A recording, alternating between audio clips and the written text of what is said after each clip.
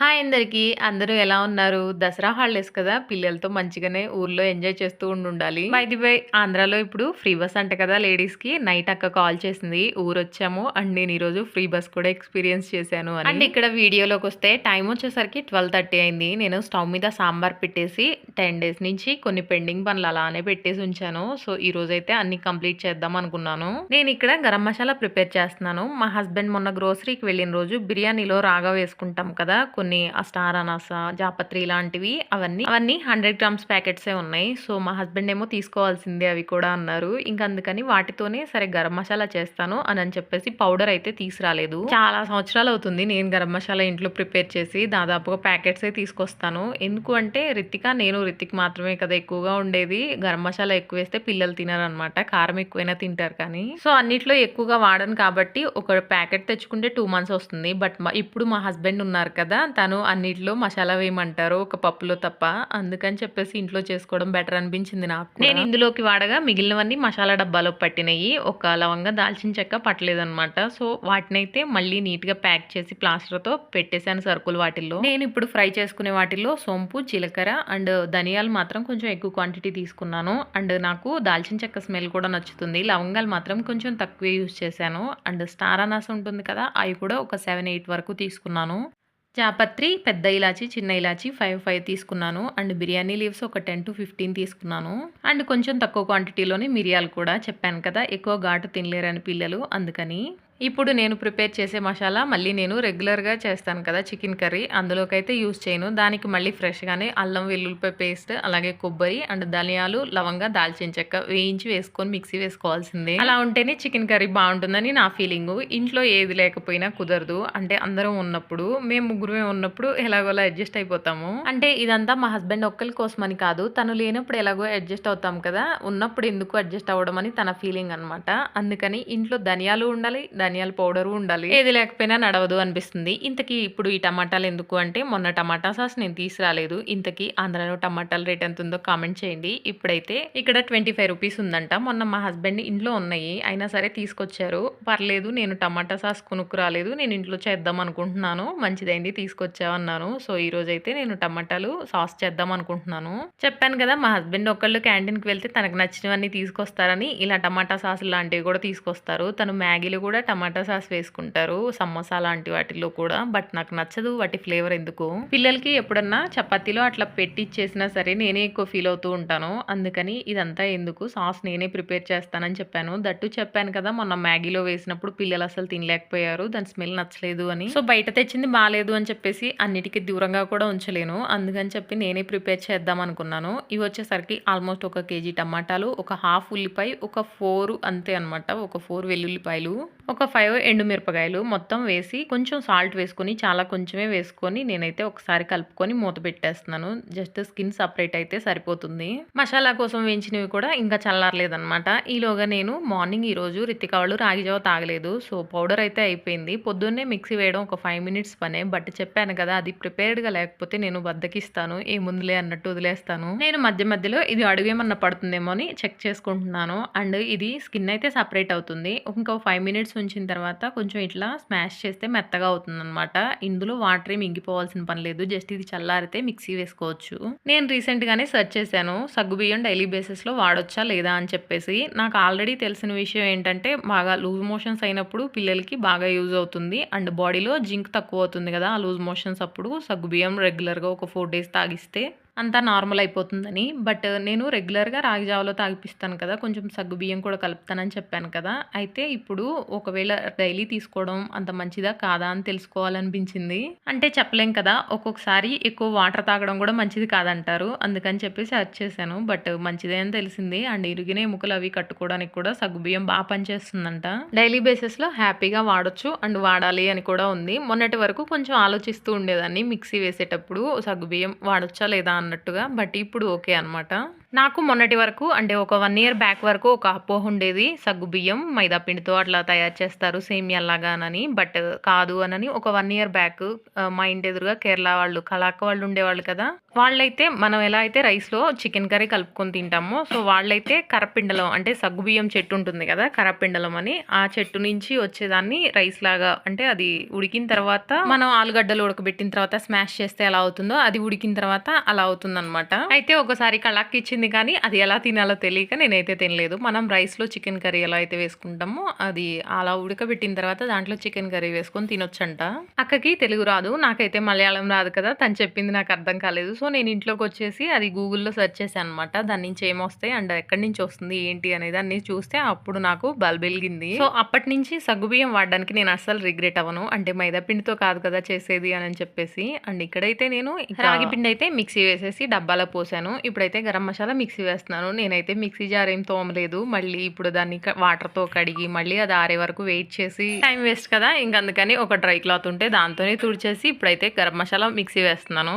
నా మిక్సీ జార్‌వి ఏవి బ్లేడ్స్ షార్ప్‌గా ఉండవు. సో, కొంచెం స్లోగానే పడుతుంది. బాగా పౌడర్‌లాగా అవ్వాలి కాబట్టి ఇంకొంచెం ఎక్కువ సేపే పడుతుంది. ఇదైతే ఆల్మోస్ట్ పావుగంట పట్టింది. దట్టు కంటిన్యూస్‌గా వేస్తే మిక్సీ కూడా పాడైద్ది కదా! ఇది కూడా చాలా ముసలిదైపోయింది. మొన్ననే డాక్టర్ దగ్గరికి వెళ్లి రిపేర్ చేయించుకొనొచ్చింది. ఇప్పుడు మళ్ళీ దీన్ని కంటిన్యూస్‌గా వేసి పాడు చేసుకోలేను. ఎందుకంటే ఇక్కడ నాకు రిపేర్ షాపులు కూడా దొరకలేదు. అండ్ మా హస్బెండ్ కూడా వెతికారు. అంటే బ్లేడ్లు షార్ప్‌గా లేవన్నాను కదా! ఎక్కడైనా దొరికితే కొంచెం షార్ప్ చేయించుకుందామని. లాస్ట్ టైమ్ 150 రూపీస్ షాప్‌కెళ్ళాను కదా! అక్కడైతే మిక్సీ జార్‌లు దొరుకుతున్నాయి. కావాలంటే మిక్సీ జార్ తీసుకొస్తానన్నారు. అంటే షాపులేం లేక.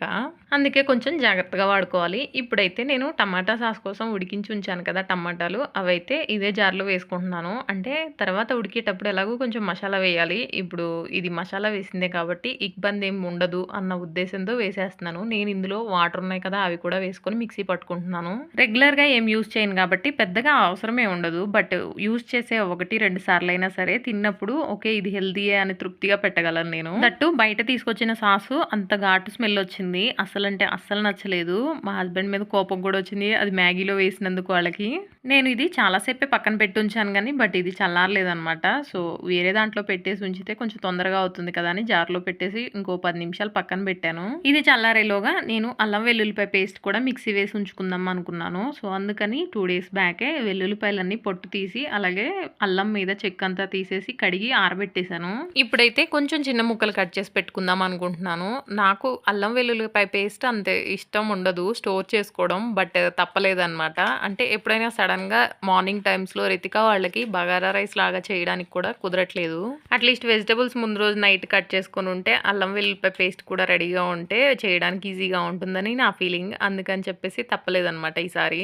ఎప్పుడో 10 ఇయర్స్ అవుతుందేమో అల్లం వెల్లుల్లిపాయ పేస్ట్. అప్పట్లో మిక్సీ లేదు. ఉత్తరాఖండ్‌లో ఉన్నామని చెప్పాను కదా! అప్పుడు అల్లం వెల్లుల్లిపాయ పేస్ట్ డబ్బా కొన్నట్టున్నాము. నాకు ఆ స్మెల్ అస్సలు నచ్చేది కాదు. ఇప్పుడైనా సరే ఇంట్లో తయారు చేసిందైనా సరే ఫ్రిడ్జ్‌లో అల్లం వెల్లుల్లిపాయ పేస్ట్ ఉంటే నాకు ఫ్రిడ్జ్ అంతా అదే స్మెల్ వస్తది. అందుకని చెప్పేసి నేను అసలు ప్రిపేర్ చేయను. బట్ నిన్న అక్క ఏమనిందంటే ఇప్పుడు ఒకసారి ట్రై చేయి. కొంచెం పచ్చి నూనె అలాగే కొంచెం పసుపు మిక్సీ వేసేటప్పుడు వెయ్యి బావుంటుంది. ఒకసారి ట్రై చేయి బాగోకపోతే అప్పుడే తీసేద్దు అని చెప్పింది. నాకు ఏముందిలే కొంచెం పనే కదా అని స్టార్ట్ చేశాను కానీ ఇప్పటికే టైం ఆల్మోస్ట్ 2:15 అవుతుంది. సాంబార్ అయితే అయిపోయినాయి. రితిక వాళ్ళు వచ్చే టైం అయింది. రితిక వాళ్ళు వచ్చే వరకే అనమాట ఏ పనైనా. ఆ తర్వాత నాకు అసలు ఏం పని చేయాలనిపించదు. వాళ్ళు పక్క నుంచి ఏదో ఒకటి అడుగుతూ ఉంటారు. నేను దీని మీద కాన్సంట్రేట్ చేయలేననమాట. అందుకని చెప్పేసి వాళ్ళు వచ్చేలోగా ఈ పని అయిపోతే బావుండని నా ఫీలింగ్. నేనైతే టమాటాలన్నీ మిక్సీ వేసి అండ్ దాంట్లో ఉండే విత్తనాలు అలాగే స్కిన్ అంతా మిక్సీ వేస్తాం కదా! అంటే టమాటాల మీద స్కిన్ అదంతా ఫ్రై పాన్‌లోకి రాకుండా మంచిగా జల్లెడ పట్టుకున్నాను. ఇప్పుడైతే అందులో నేను ఒక 3 లవంగాలు, ఒక పెద్ద దాల్చిన చెక్క, 2 బిర్యానీ ఆకులు వేస్తున్నాను. అంటే కొంచెం స్పైసీగా ఉంటే బావుంటుంది అని చూసాను వీడియోస్‌లో నేను. ఇందులోనే నేను కొంచెం షుగర్ అయితే యాడ్ చేశాను. మామూలుగా అయితే బెల్లం యాడ్ చేద్దాం అనుకున్నాను. బట్ ఫస్ట్ టైమ్ కదా! అలాంటి ప్రయోగాలేం చేయొద్దు. ఇప్పుడైతే యాజ్ ఇట్ ఈస్‌గా ఎలా అయితే చూసామో అలానే చేద్దాం అనుకున్నాను. నెక్స్ట్ టైమ్ చేసేటప్పుడు ఖచ్చితంగా బెల్లమే వేస్తాను. అంటే ఫస్ట్ టైమ్ చేసేటప్పుడే మన విజ్ఞాన ప్రదర్శన అంతా చేసామనుకో, నువ్వు నీ టమాటా సాస్ ఏడ్చినట్టుందంటారు ఇంట్లో వాళ్ళు. ఎందుకొచ్చిన గోల ఫస్ట్ అయితే యాజ్ ఇట్ ఈస్‌గా ప్రిపేర్ చేద్దాం. తర్వాత చూసుకుందాం. ఇక్కడ నేను అల్లం వెల్లుల్లిపాయలు మిక్సీ వేసేటప్పటికి రితిక వాళ్ళు వచ్చేసారు. నా చుట్టూ ఇంకా తిరుగుతూనే ఉన్నారు. దట్టు ఈరోజు మార్క్స్ ఇచ్చారంట. ఇందులో ఎంతొచ్చినాయి అని చెప్తూనే ఉన్నారు. వచ్చిన వెంటనే అన్నమేం తినరు. ఇంటికొచ్చిన వెంటనే కాళ్ళు చేతులు కడుక్కొని డ్రెస్ చేంజ్ చేసుకొని అండ్ స్కూల్‌లో ఏం జరిగిందో చెప్పాలి. రితిక్ అయితే మాత్రం హిందీలో నేను నమస్తే అనే వర్డ్‌ని ఎలా రాయాలో చెప్పలేదంట. ఎగ్జామ్‌లో అదొచ్చింది. అంటే డ్రాయింగ్ వచ్చింది. నువ్వేమో నాకు చెప్పలేదు అని చెప్పేసి నాతో కొంచెం సేపు గొడవ పడ్డాడు. సో, ఇదంతా అయ్యేసరికి నేనైతే కొంచెం ఫాస్ట్‌గానే ఇక్కడ అల్లం వెల్లుల్లిపాయ మిక్సీ వేస్తున్నాను. ఇందులో కొంచెం పచ్చి నూనె అలాగే పసుపు వేశాను. స్మెల్ అయితే ఇప్పటికి బానే ఉంది. ఇంకా తర్వాత తర్వాత ఫ్రిడ్జ్‌లో పెట్టాక ఎలా ఉంటుందో తెలియాలి. నా దగ్గర ఒక హనీ జార్ ఉంది. సో, గ్లాస్ జార్‌లో పెట్టుకుంటే మంచిది అని కూడా విన్నాను. అందుకని చెప్పేసి ఇప్పుడైతే అందులోనే పెట్టేశాను. ఇంతటితో ఈ పనుల వరకైతే అయిపోయినాయి. నేను మధ్య మధ్యలో టమాటా సాస్‌ని తిప్పుతూ ఉన్నాను. నేను పెట్టింది నాన్ స్టిక్ ఫ్రై పాన్ అవ్వడం వల్లో తెలీదు. లేకపోతే టమాటా సాస్ అడుగు పట్టదో తెలీదు కానీ నాకైతే అడుగేం పట్టలేదు. బట్ నేను తిప్పుతూ ఉన్నాను అప్పుడప్పుడు ఓపెన్ చేసి. సో, ఈరోజు నేను చేద్దాం అనుకున్నది మొత్తం 4 అనమాట. అల్లం వెల్లుల్లిపాయ పేస్ట్, అలాగే టమాటా సాసు, గరం మసాలా అండ్ రాగి పిండి. 4 చేయాలనుకున్నయి చేసినందుకు సంతోషం. ఇవి నిల్వ ఉంటాయా లేదా అనేది సెకండరీ. ఇప్పుడైతే నేను టమాటా సాస్ కొంచెం టేస్ట్ చేశాను. సాల్ట్ ఓకే కానీ కొంచెం స్పైసీనెస్ తగ్గినట్టు అనిపించింది. ఇదైతే మిరియాల పొడి ఆరిగానో డబ్బాలో పోసుకొని ఉంచుకున్నాను. ఇలా ప్లేట్‌లో కొంచెం సాస్ తీసుకున్నప్పుడు కొంచెం సేపు వాటర్ సెపరేట్ అవ్వకుండా ఉంటే సాస్ అయితే అయిపోయినట్టే అంట. అందుకని చెప్పేసి నేను ఇందులో అన్ని మసాలాలు వేశాను కదా! అవైతే తీసి పక్కన పెట్టేసి ఒక 2 స్పూన్స్ వెనిగర్ వేశాను. ఇది మేబీ నిల్వ ఉండడం కోసం అయ్యుండొచ్చు. అయినా సరే నేనైతే ఫ్రిడ్జ్‌లోనే పెట్టుకున్నాను. బయట ఉంటే పాడైపోతుందేమో అని భయంతోనే. మిగిలిన 3 పెద్ద విషయం కాదు. నాకు ఈ టమాటా సాసే విషయం. ఫస్ట్ టైమ్ చేయడం దట్టు ఇది నిల్వ ఉండాలి కదా! అందుకోసం అని చెప్పేసి అండ్ వెనిగర్ వేశాక కొంచెం సేపు తిప్పుకొని నేనైతే స్టవ్ ఆఫ్ చేశాను. సో, ఇప్పటికే ఇంక రితిక వాళ్ళైతే ఆకలేస్తుంది తొందరగా తీసురమ్మని చెప్తున్నారు అన్నం. మా హస్బెండ్ అయితే లంచ్‌కి రావట్లేదని కాల్ చేసి చెప్పారు. కాకపోతే తన కోసం కూడా అన్నం వండేశాను నేను. మా కోసం మాత్రమే వంట అనుకున్నాను కదా! అందుకని సాంబార్ మాత్రమే చేశాను. దట్టు ఇంకేం కూర చేయలేదు. కాకపోతే మార్నింగ్ బ్రెడ్ బజ్జీ అలాగే వడ చేశాను. ఎలాగూ డీప్ ఫ్రై చేసిన ఆయిల్ కడాయిలో ఉంది కదా అని చెప్పేసి పిల్లల కోసం ఇంకా అప్పడాలు వేయించేశాను. ఎక్కువ పని లేదు. అంటే ఒకటే కర్రీ కదా! అది కూడా సాంబార్ కదా! ఈజీగా అయిపోతుందని చెప్పేసి ఈరోజు ఈ పని పెట్టుకున్నాను నేను. అండ్ నా దగ్గర టమాటా సాస్‌ది బాటిల్ ఉంది. అది కడిగేసి పక్కన పెట్టాను. ఇప్పుడైతే అందులోనే ఒక కవర్‌లో టమాటా సాస్ ఉడికించిన టమాటా సాస్ అంతా వేసుకొని అండ్ చిన్న హోల్ చేసి అందులో వేసుకుంటున్నాను. ఈజీగా ఉంటుందని చెప్పేసి. అంటే వేరే దాంట్లో పెట్టుకోవచ్చు. నా దగ్గర ఇంకేం లేవు. ప్లస్ ఇది ఖాళీగానే ఉంది కదా అనిపించింది. ఇదంతా నేను అన్నం తిన్నాక చేశాను. అంటే ఈలోగా టమాటా సాస్ కూడా చల్లారిపోతుంది కదా! అందుకని చెప్పేసి నేను టమాటాలు ఉడికేటప్పుడు గిన్నెలన్నీ కడిగేశాను. ఇప్పుడు చూసారు కదా మళ్ళీ ఎన్ని గిన్నెలయినాయో. వంట చేయడం అలాగే గిన్నెలు కడగడం ఆడవాళ్ళకి నెవర్ ఎండింగ్ ప్రాసెస్ అనే చెప్పాలి. అయితే ఈ వీడియోలో అన్నీ యూజ్ అయినా అవ్వకపోయినా టమాటా సాసు అలాగే రాగి పిండి చిన్న పిల్లలు ఉన్న ఇళ్లలో ఖచ్చితంగా యూజ్ అవుతుంది. సరే మరి ఉంటాను. ఈ వీడియోకింతే. వీడియో గనక మీకు నచ్చినట్లయితే వీడియోని లైక్ చేయండి. అలాగే ఛానల్‌ని సబ్స్క్రైబ్ చేసుకోండి. బాయ్.